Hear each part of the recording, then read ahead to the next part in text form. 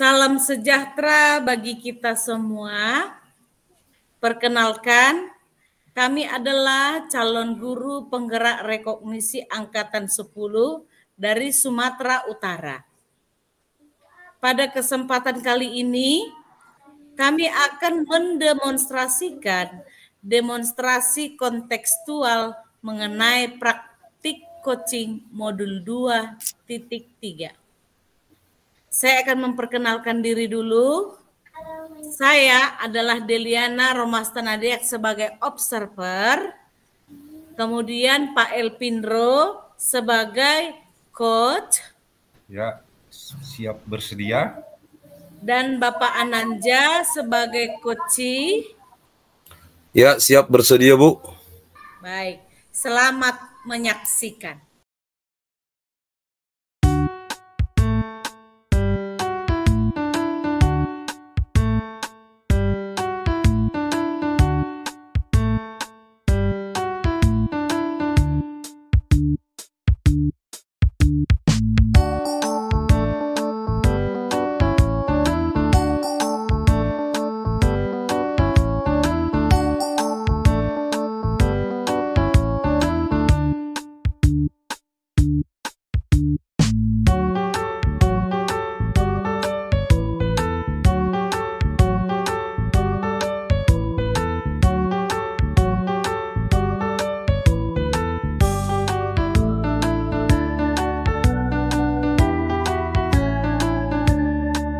Selamat siang Pak Elpindro, salam dan bahagia Bapak. Selamat siang Ibu Deliana Nadeak, salam dan bahagia. Baik, apa kabar nih Pak? Puji Tuhan Bu, kabar baik. Ibu, kabar apa Bu? Kabar baik dan sehat selalu juga Pak. Oh ya Pak, hari ini kan kita ada praktik coaching ya Pak ya? Iya Bu, betul Bu. Saya akan meng-coach rekan kita, Bapak Ananja.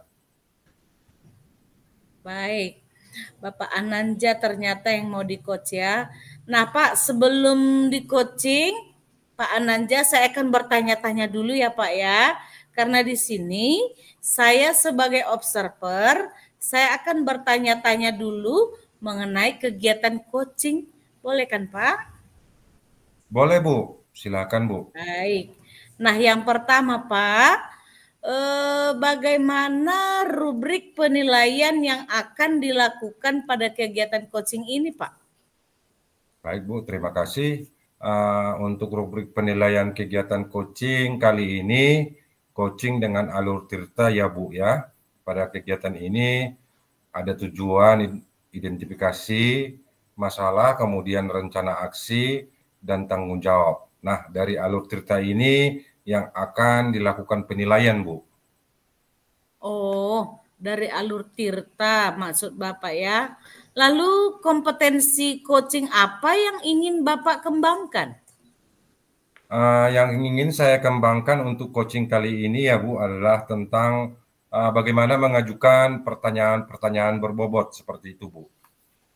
Oh, pertanyaan-pertanyaan berbobot. Bagian kompetensi coaching yang akan lebih spesifik yang akan Bapak kembangkan adalah mengembangkan pertanyaan-pertanyaan berbobot. Terus kira-kira indikator ketercapaian seperti apa ya Pak ya? Untuk spesifiknya Bu, dari pertanyaan berbobot ini kan Bu, adalah menggunakan kata kunci dari coachingnya Bu. Sehingga saya bisa menanyakan pertanyaan-pertanyaan yang berbobot seperti itu Bu, yang ingin saya kembangkan. Oh, begitu ya Pak ya. Berarti Bapak di sini mengembangkan kata-kata kunci untuk pertanyaan berbobot Bapak nanti ketika Bapak melakukan coaching. Oke, saya kira cukup pertanyaan saya Pak. Silakan Bapak melakukan praktik coaching dengan Bapak Ananja.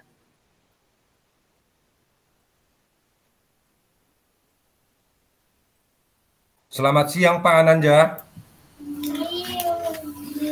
Selamat siang Pak. Bagaimana nih kabarnya Pak hari ini Pak? Baik Pak, puji Tuhan, kabar saya dalam keadaan sehat Pak. Oh, begitu ya Pak. Jadi sekarang ada ya Kak yang kira-kira perlu yang kita obrolkan ya Pak? Oh, iya Pak, makanya saya kemarin menghubungi Bapak dan minta janjian. Mohon waktunya ya Pak. Puji Tuhan, ternyata kita bisa bertemu saat ini ya Pak. Ya betul ya Pak, betul. Terus agenda apa yang hendak Bapak obrolkan Pak? Begini Pak, ini tentang ada yang mau saya ceritakan. Jadi di sekolah kami itu sudah melakukan penilaian akhir semester kan Pak. Nah, nilainya itu Pak di luar harapan saya. Jadi kalau nilai penilaian harian, penilaian tengah semester kan sudah bagus Pak.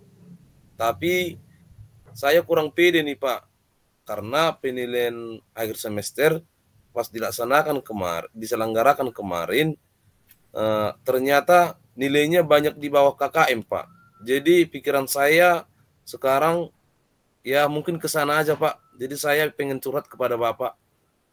Oh, begitu ya Pak. Jadi ini nilai pas tidak sesuai dengan yang diharapkan ya Pak ya. Ya betul seperti itu Pak. Padahal kalau kita melihat keseharian nilai mereka itu bagus ya Pak ya.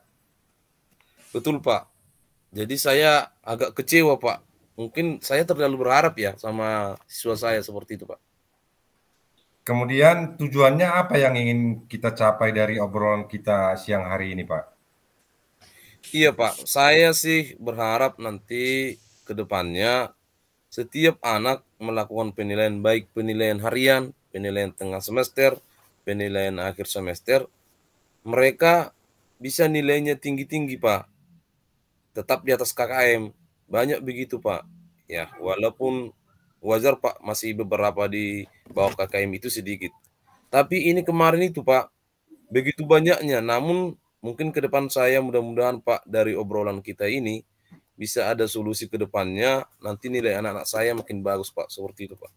Iya Pak, ya. Jadi itu harapan kita. Jadi pengennya nanti mereka itu nilainya itu stabil ya Pak ya, dalam nilai harian, baik nilai setengah semester ataupun nanti di nilai akhir semesternya. Nah, itu Pak, betul Pak, harapan saya seperti itu Pak. Kira-kira Pak, kejadian yang seperti ini terjadi nilai pasnya yang tidak sesuai dengan yang diharapkan itu, ada nggak hal-hal yang mempengaruhi atau tidak Pak? Nah, waduh, pas saya lihat hasilnya, saya agak kecewa gitu Pak. Terus banyak murid juga datang ke ruang guru. Nah, mereka langsung nanyain nilai.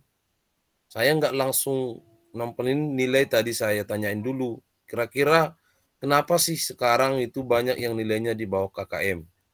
Walaupun di bawah KKM itu hal yang biasa, di atas angka 80 gitu. Nah, saya tanya-tanya mereka, pertama materinya Pak, namanya pas. Ini kan yang saya pegang itu jenjang kelas 10 dan kelas 11. Ini yang kelas 11, puji Tuhan kayaknya stabil. Nah, yang kelas 10 ini Pak, mereka mungkin adaptasi juga kan Pak. Nah, materinya 6 bab. Di kelas 10 semester 1 ini pas banget ada fisika Pak. Ada kimia, biologi. Sedangkan mereka menyampaikan, Pak ini kan pelajaran IPA-nya. Beda banget dengan di SMP. Kan mudah tuh. Terus ada lagi matematika wajibnya, matematika umumnya. Jadi mereka ada yang menyampaikan adaptasi. Kemudian ada juga yang bilang persiapannya kurang. Karena sepekan sebelumnya kalau di sekolah kami ada ujian 4 pilar kebangsaan dan Pancasila. Nah, kegiatan ini memang sangat wah dan juga menguras, harus mengejar target hafalannya. Harus benar-benar tercapai. Jadi mereka kurang persiapan untuk penilaian akhir semesternya, Pak. Karena sebelum malamnya itu harus mengejar. Tapi ada juga yang menyampaikan hal itu, Pak. Oh ya Pak ya. Jadi sekarang yang pengaruh itu tadi sudah diketahui ternyata dari anak-anak ya Pak ya. Ya, betul Pak. Saya sudah ngobrol langsung, memang seperti itu Pak. Yang pertama mereka bilang bahwa materinya terlalu banyak Pak ya. Iya, terlalu banyak, Pak. Padahal itu kan kemarin sudah saya kasih kisi-kisi.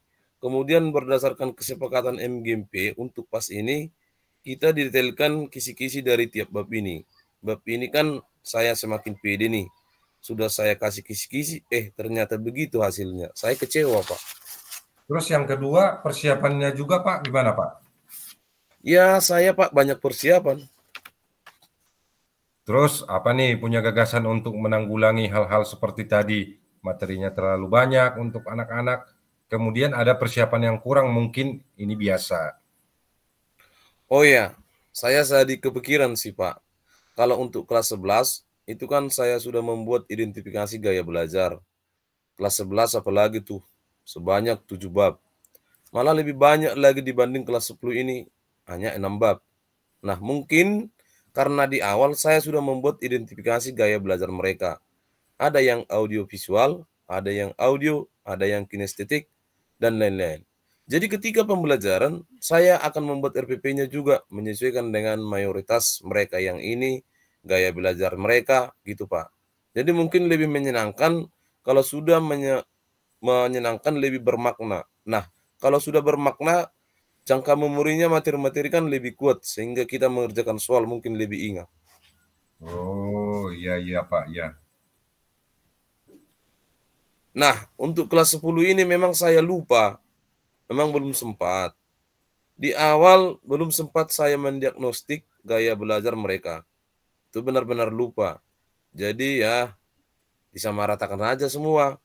Bahkan saya tidak tahu kelas ini dominannya mana. Kan belum tahu karena belum didiagnostik. Nah, itu mungkin saya mau juga menerapkan ke kelas 10, membuat atau diatur sedikit ya apa gaya belajarnya.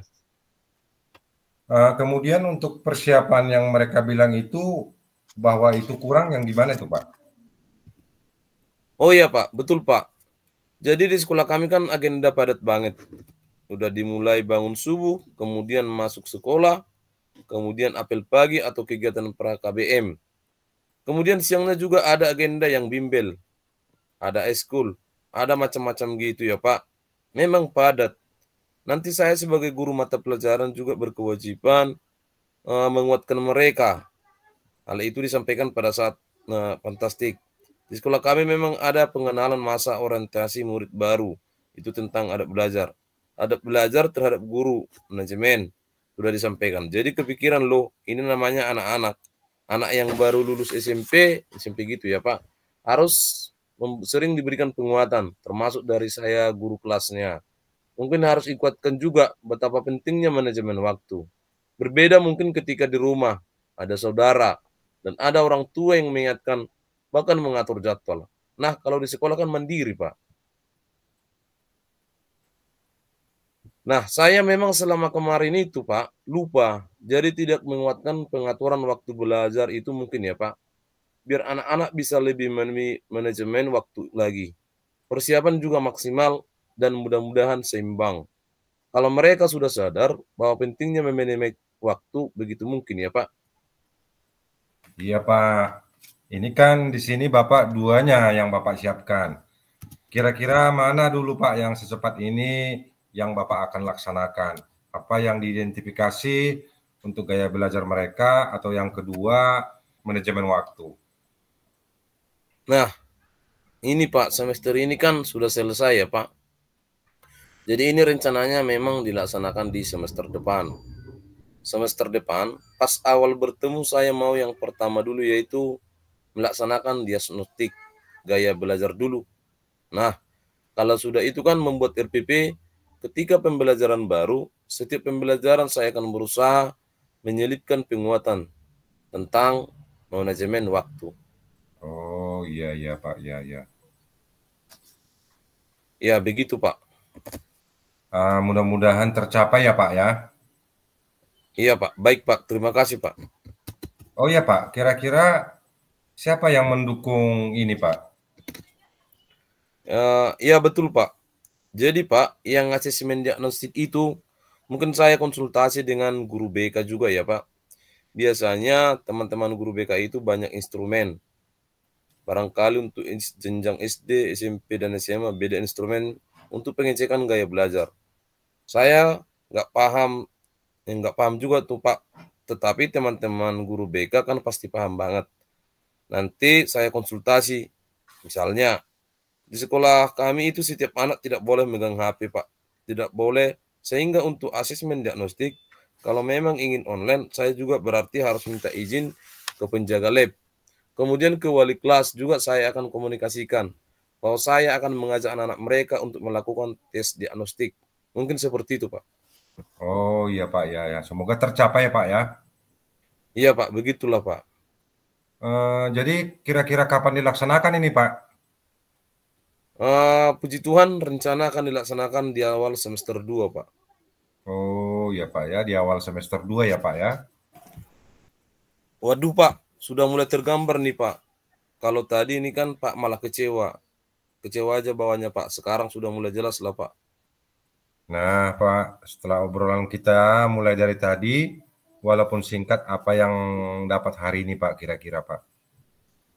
Puji Tuhan, Pak. Saya sudah mendapat gambaran apa yang harus saya lakukan untuk memperbaiki pembelajaran saya di kelas saya, Pak. Hmm, ya iya Pak ya. Langkah ke depannya daripada saya hanya kecewa gitu, Pak, tidak ada perubahan, saya sudah tercerahkan apa yang saya harus lakukan ke depan begitu, Pak. Ternyata betul nih dapat ide dari percakapan Bapak Elpindro. Terima kasih ya, Pak. Sama-sama Pak, semoga ke depan anak-anak kita sesuai dengan harapan yang mau kita harapkan Pak.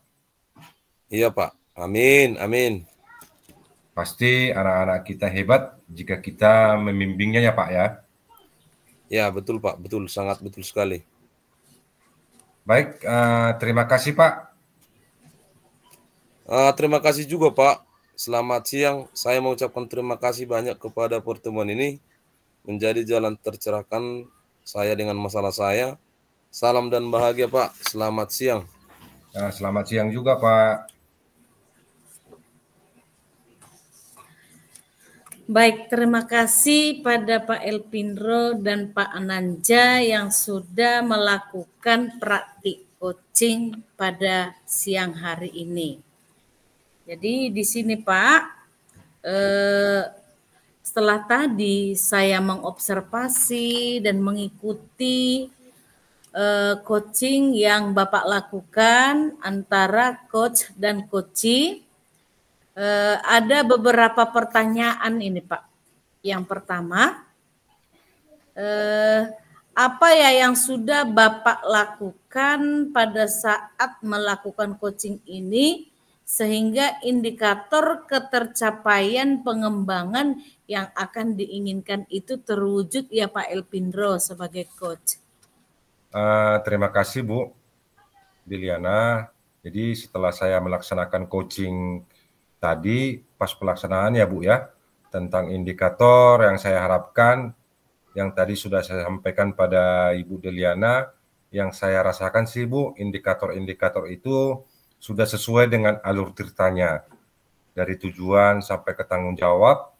Kemudian saya juga bisa menggali potensi dari si coach, yaitu beliau dengan masalah beliau, dan beliau juga bisa menggali potensinya untuk memecahkan masalah beliau sendiri. Begitu Bu yang saya rasakan Bu. Oke Pak, baik Pak, memang betul dari tadi sudah saya perhatikan dan saya lihat serta saya ikuti, Bapak sudah hadir sepenuhnya. Kemudian sudah mendengarkan aktif apa yang disampaikan oleh coach Bapak. Nah, dan menggali dengan mengajukan pertanyaan-pertanyaan berbobot sesuai dengan apa yang Bapak tangkap dari kata-kata kunci yang disampaikan oleh coach Bapak yaitu Pak Ananja. Ya kan Pak? Iya Bu, ya betul Bu. Nah, sehingga Bapak tadi tidak kesulitan untuk mencari kata-kata kunci tadi, jadi berjalan seperti air atau tirta gitu ya Pak ya. Iya Bu, ya. Dan hasilnya tadi coach sendiri bisa ya Pak ya, tergali ide-idenya yang terjadi tidak terpikirkan, jadi terpikirkan dengan kalimat atau kata-kata kunci yang sudah Bapak sampaikan. Seperti itu tadi kan Pak? Iya Bu, seperti itu Bu. Baik, untuk kedepannya Pak, kompetensi apa lagi yang akan dikembangkan kira-kira ini Pak? Baik Bu, saya pengen mengembangkan ini ya Bu ya, mendengar aktif. Jadi ketika saya ingin menjadi coach, saya pengen dilihat nih gestur saya, kemudian apa fokus yang sudah tercoachi, kemudian apakah sudah sesuai atau tidak, itu Bu yang ingin saya kembangkan Bu. Baik Pak, oke Pak. Mudah-mudahan nanti ketika ada kesempatan untuk melakukan coaching pada lain kesempatan, saya juga nanti akan bisa melihat bagaimana kompetensi mendengar aktif itu bisa terlaksana ya, seperti itu untuk coaching-coaching yang berikutnya Pak. Iya Bu, terima kasih Bu. Sama-sama Pak Elpindro, terima kasih ya untuk hari ini buat Pak Elpindro dan Pak Ananja sebagai coach dan coachi untuk praktik coaching kita ini. Selamat siang, salam, salam dan bahagia Pak. Selamat siang, Bu. Baik, terima kasih sampai bertemu kembali ya Pak. Baik, Bu.